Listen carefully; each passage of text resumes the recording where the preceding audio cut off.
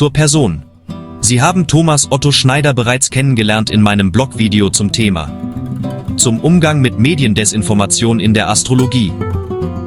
Thomas Otto Schneider, 67, ist ein deutscher Astrologe, Autor und Künstler mit über 40 Jahren Erfahrung in der astrologischen Beratung.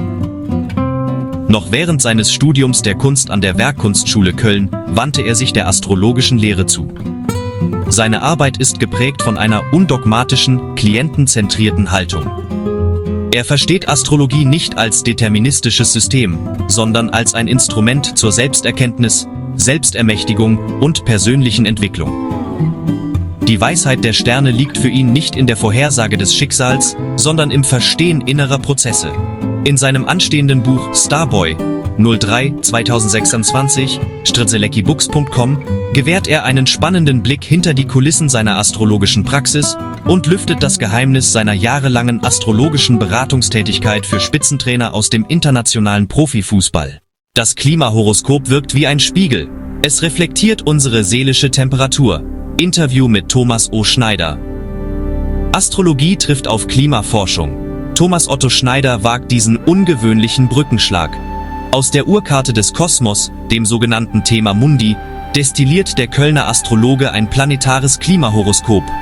Seine zentrale These: Die Erde ist weit mehr als ein physikalisches System. Sie ist ein reagierendes, fühlendes Wesen. Herr Schneider, Sie sprechen von einem Klimahoroskop auf Basis des Themas Mundi, der symbolischen Geburtsstunde der Welt. Wie lässt sich das deuten? Das Thema Mundi ist die archetypische Landkarte der Schöpfung. Überträgt man sie auf unseren Planeten, offenbart sie die seelische Atmosphäre der Erde. In diesem Horoskop steht das Zeichen Krebs am Aszendenten. Der Mond thront im ersten Haus. Das ist ein starkes Bild. Es spricht dafür, dass die Erde kein toter Mechanismus ist, sondern ein lebendiger, empfindungsfähiger Organismus. Sie atmet, sie pulsiert, sie antwortet. Die Gezeiten, der Wechsel der Jahreszeiten, die natürlichen Temperaturrhythmen. All das sind nicht nur physikalische Vorgänge, sondern auch Ausdrucksformen einer planetaren Seele. In diesem Sinne könnte man sagen, das Klima ist der physische Ausdruck dessen, was die Menschheit kollektiv innerlich bewegt. Sind wir voller Spannung, Gier oder Erschöpfung, so spiegelt die Erde diesen Zustand wider. In Dürren, Stürmen, extremen Hitzewellen. Es geht ihnen also weniger um ein äußeres, technisches, als vielmehr um ein seelisches Gleichgewicht? Und was hat das mit dem Thema Nachhaltigkeit zu tun? Exakt. Das unterstreicht auch die Position der Sonne im Löwen im zweiten Haus. Hier strahlt die zentrale Lebenskraft, die der Erde ihre Würde und ihren Glanz verleiht. Diese Sonne will leuchten und Leben schenken. Sie repräsentiert den Stolz und die Schönheit des Lebens selbst. Doch sie warnt auch, wer maßlos nimmt, wer die Ressourcen der Erde als reine Beute betrachtet, der stört die kosmische Balance. Meine Großmutter brachte das schon früh auf den Punkt, als sie mir sagte, je mehr der Mensch hat, desto mehr will er. Wir müssen es klar benennen. Unser Verhalten ist oft von rücksichtlosem Materialismus geprägt. Aus wohltuender Wärme wird so zerstörerische Hitze, aus gesundem Wachstum eine Überforderung des Systems.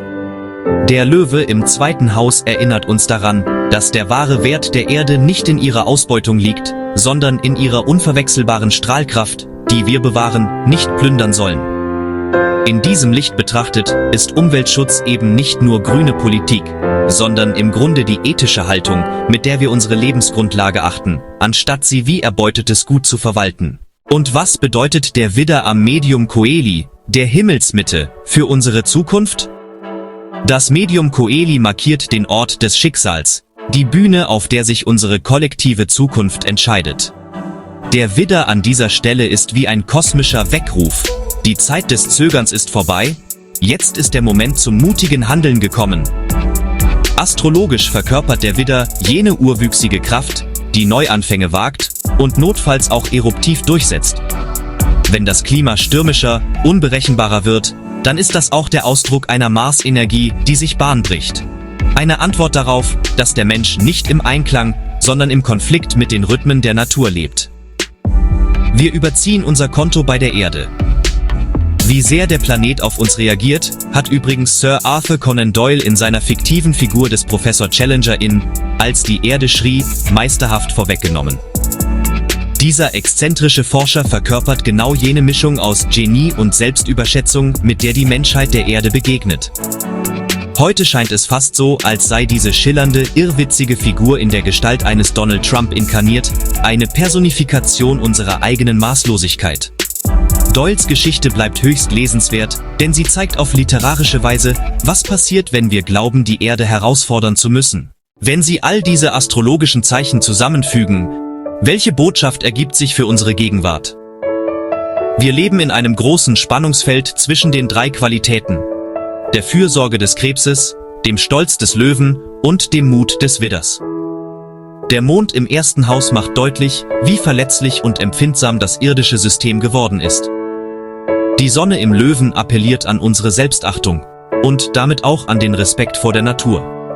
Und der Widder am MC mit Mars im 10. Haus fordert uns unmissverständlich auf, Verantwortung zu übernehmen, nicht morgen, sondern jetzt. Das Klima ist nicht einfach kaputt. Es ist überreizt, überfordert, es reagiert auf zu viele widersprüchliche Impulse.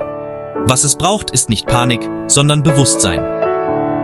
Unser Planet gleicht einem Organismus, der nach Balance strebt. Das Horoskop lädt uns ein, Teil dieser Balance zu werden. Weniger Angst, mehr Achtsamkeit.